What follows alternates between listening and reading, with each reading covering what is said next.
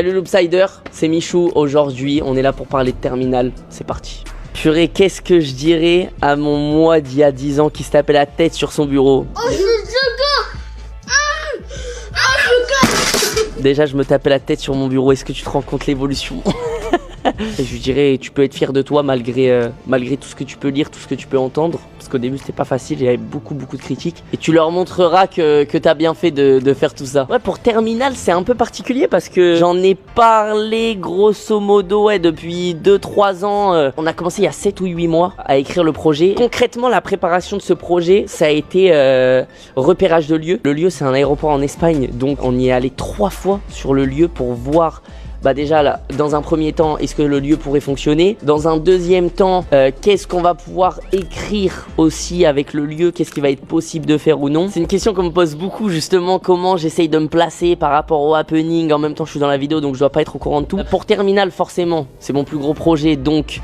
Les gros trucs, je voulais un peu y être préparé. Forcément, le côté on va se faire tirer dessus au paintball, il y a des trackers, on est dans un aéroport. Bon, bah, ça a été écrit avec moi parce que ça vient aussi de moi. Mais j'ai quand même délaissé et donné la main à Violette qui a écrit beaucoup avec moi. Et puis Thomas qui ont un peu écrit tout le reste, tous les trucs un peu qui vont se passer dans la série en plus, etc. Ensuite, ça a été des tests. Par exemple, on se fait tirer dessus par des trackers au paintball. Faut être sûr que ça fonctionne, donc test de paintball, c'est moi qui ai fait les tests.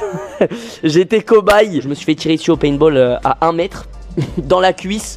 Ma cuisse s'en souvient. Et ensuite ça a été 2 mois de mise en place de tournage, 1 semaine de tournage. On était une équipe de 250 personnes sur le tournage. C'est absolument énorme. Et 2 mois et demi de montage. Je pense que c'est un des tournages où j'ai le plus profité, étonnamment, parce que je pensais que j'allais être hyper stressé, que tout fonctionne bien, sachant qu'il y avait il y avait des raisons de stresser. Comme je disais, le fait de tourner 48 heures non-stop, que on est dans un aéroport et on nous avait prévenu que c'était possible qu'il y ait par exemple un problème sur un avion pendant un vol et qu'il y ait un avion qui doit atterrir d'urgence dans l'aéroport. Si ça arrivait, ça coupait le tournage.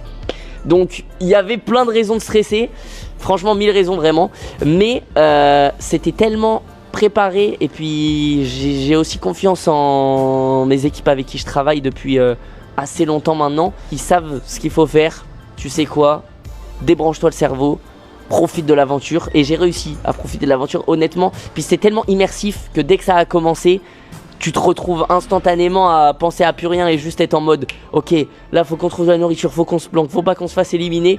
J'étais plus stressé par perdre que par le reste du tournage. C'est un énorme budget, en vrai c'est un budget de plus d'1 million. Donc c'est assez ouf, je m'en rends bien compte les gars.